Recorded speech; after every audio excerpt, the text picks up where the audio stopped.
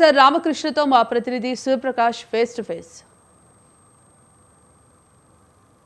ఏదైతే మార్చి నెల నుండి కూడా పూర్తి స్థాయిలో ఈ యొక్క ఎండ తీవ్రత అత్యధికం అవుతూ ప్రస్తుతం ఏప్రిల్ నెలలోకి వచ్చేసరికి ఎక్కడ కూడా ప్రజలు ఉండలేని స్థితిలో అయితే ప్రజెంట్ మొత్తం ఆంధ్రప్రదేశ్తో పాటు 2 తెలుగు రాష్ట్రాల్లో కూడా ఏర్పడుతున్న పరిస్థితి ఉంది. అసలు దీని యొక్క ప్రధాన కారణం ఏంటి? అసలు ఏం జరుగుతుంది? అసలు వాతావరణంలో ఇటువంటి మార్పులకు గల కారణం ఏంటి నుంచి తెలియజేయడానికి అయితే మనతో పాటు Andhra university senior professor Ramakrishna గారు ఉన్నారు. అతను అడిగి తెలుసుకుందాం. సార్ చెప్పండి, అసలు ఏం జరుగుతుంది? అసలు ఎందుకు ఇంత హీట్ వేవ్ వస్తుంది? ఒక్కసారిగా క్లైమేట్ బాగా చేంజ్ అవుతుంది, కారణం ఏముంటుంది? అంటే ఈ శతాబ్దంలో గత 4 ఏళ్ళు ప్రపంచవ్యాప్తంగా these are the warmest years అండి. The last 4 years. ఇయర్ కూడా కంటిన్యూ అవుతుంది. ఇప్పుడు మనం ఫీల్ అవుతున్న టెంపరేచర్లు ఆల్మోస్ట్ మేలో ఎలా ఉండాలో అప్పుడు మనం ఫీల్ అవుతున్నాం, ఏప్రిల్ 16 అలాగా. అయితే ఇప్పుడు ఈ ఏడాది ఎల్నినో ప్రభావం కూడా ఎక్కువగా ఉండడం మూలాన దాని మూలాన కూడా ఈ టెంపరేచర్స్ ఎక్కువగా ఉన్నాయి. ఇప్పుడు భారతదేశ వ్యాప్తంగా చూసుకుంటే మినిమమ్ 1.6 degrees నుంచి 5 degrees వరకు అబవ్ నార్మల్ రికార్డ్ అయినాయి అంట నిన్నటి వరకు, అంటే టెంపరేచర్స్. అయితే ఇప్పుడు హీట్ వేవ్ అని అనలేం కానీ బట్ ప్రజలకు మటుకు ఇది చాలా డిస్కంఫర్ట్ జోన్. ఎందుకు అంటే ఒక టెంపరేచరు 32 degrees ఉండొచ్చు, కానీ 69-70% హ్యూమిడిటీ మూలాన ఫీల్ లైక్ మటుకు 42 అలాగా ఫీల్ అవ్వచ్చు. ఇది ఏదేమైనప్పటికీ సాధారణ టెంపరేచర్స్ కన్నా ఎక్కువ మటుకు రికార్డ్ అవుతున్నాయి. దీనికి చాలా కారణాలు ఉన్నాయి.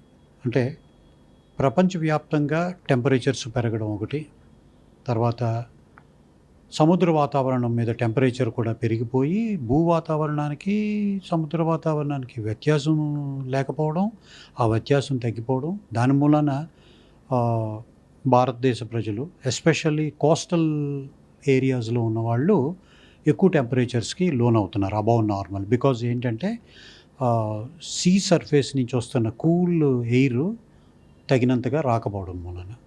అది కాకుండా లోకల్గా చూసుకున్నట్టయితే ర్యాపిడ్ అర్బనైజేషన్, తర్వాత ఇండస్ట్రీస్, తర్వాత ఏమో కాంక్రీట్ జంగిల్స్, వెహికులర్ ట్రాఫిక్, అది కాకుండా చాలా మైక్రో లెవెల్లో ఏంటంటే విపరీతమైన ఎయిర్ కండిషనర్స్ పెరిగిపోవడం. ఇప్పుడు అపార్ట్మెంట్కి మటుకు ఒక 6 feet గ్యాప్ ఉన్నా సరే విపరీతమైన ఎయిర్ కండిషనర్స్, ఆ hot air emanating from the air conditioners కూడా టెంపరేచర్స్ని ఇంక్రీజ్ చేస్తుంది.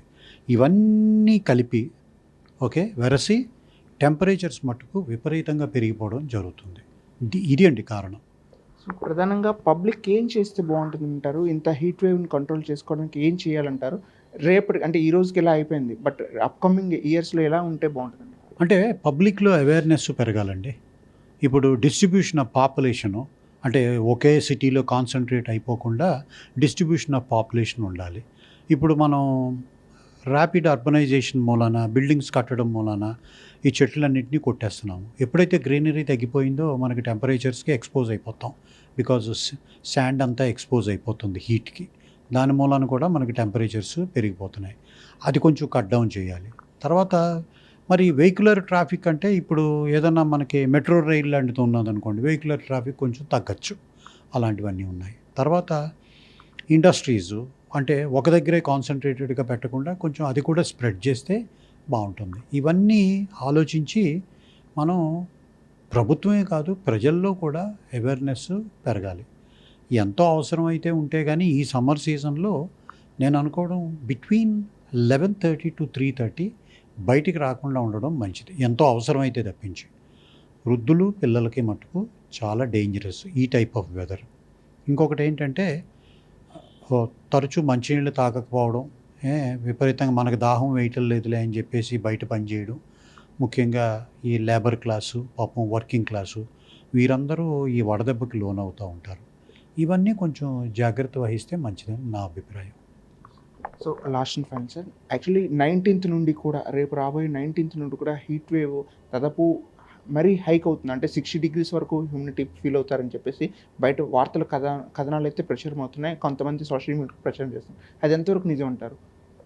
అంటే ఇప్పటి వరకు అయితే హీట్ వేవ్ అలర్ట్ ఏమీ లేదండి ఇంకాను. మున్ముందు ఉండొచ్చు హీట్ వేవ్స్. ఏప్రిల్ లాస్ట్ వీక్లో ఒక హీట్ వేవ్ ఉండొచ్చు, మేలో 2 హీట్ వేవ్స్ ఉండొచ్చు. ఇప్పుడు హ్యూమిడిటీ 60% అన్నారు, కాదు, ఇప్పుడు హ్యూమిడిటీ 69-70 ఉంది కోస్టల్ టౌన్ లైక్ వైజాగ్లో. అది హ్యూమిడిటీ ప్లస్ టెంపరేచరు కలిపి ఒక ఇండెక్స్ తయారు చేస్తున్నారు, హ్యూమిచర్ అంటున్నారు దాన్ని. ఆ హ్యూమిచర్ ఎక్కువైపోతున్న కొలది ఏంటంటే ఫీల్ లైక్ టెంపరేచరు మామూలు టెంపరేచర్ కన్నా ఒక 5 to 10 degrees ఎక్కువగా ఫీల్ అవుతూ ఉంటాం. ఇప్పుడు యాజ్ సచ్ అయితే మటుకు ఇప్పుడప్పుడే హీట్ వేవ్ కండిషన్స్ ఏవి ఇంకా లేవు. ఇది ప్రధానంగా ఏదైతే ప్రస్తుతం భారతదేశంలో అన్ని ప్రాంతాల్లో కూడా ఇదే విధంగా ఈ యొక్క హీట్ అనేది అయితే అత్యధికమవుతుంది. ఏదైతే ప్రధానంగా ఎండలకు సంబంధించి ఏదైతే ఉందో ఆ ఎండల తీవ్రత అత్యధికంగా కావడానికి గల కారణం ఒకే చోట జన నివాసాలు కావచ్చు, అలానే వాళ్ళు వాడే వాహనాల నుండి వచ్చే పొల్యూషన్కి సంబంధించి కూడా ఈ యొక్క వేవ్స్ అనేవి అత్యధికంగా వేడి శాతాన్ని అయితే పెంచే విధంగా ఉంటుంది. అలానే సముద్ర మట్టానికి మైదానం ఏదైతే ఉంటుందో మైదాన ప్రాంతం కూడా పూర్తిగా దగ్గరగా అయిపోయే విధంగా ఉండడంతో ఈ యొక్క వేడి అనేది అత్యధికంగా అవుతుందని, చల్లగాలులు కాస్త వచ్చే అవకాశం లేని పరిస్థితి ఉండడంతో కోస్టల్ ఏరియా ప్రాంతాలు కూడా పూర్తి స్థాయిలో అయితే ఈ వేడిని అయితే అందుకునే విధంగా ఉంటున్నాయి. దాంతోపాటు ప్రధానమైన సమస్య ఏంటంటే గ్రీనరీని పూర్తిగా నరికివేసి ఈ యొక్క భవంతులు కట్టడంలో ప్రజలు ముందు చూపు చూపడంతో రేపటి తరానికి పూర్తి స్థాయిలో ఈ యొక్క చెట్లు లేకపోతే మరింత వేడి పెరిగే అవకాశం ఉంటుంది. కనుక ప్రజలు ఎప్పటికైనా అప్రమత్తంగా ఉంటూ రేపటి తరానికి భావి తరాలకు మనం అందించడానికి చెట్లను నాటాల్సిన అవసరం ఎంతైనా ఉంది. అలానే కూల్నెస్ పెంచుకోవడానికి నిత్యం కూడా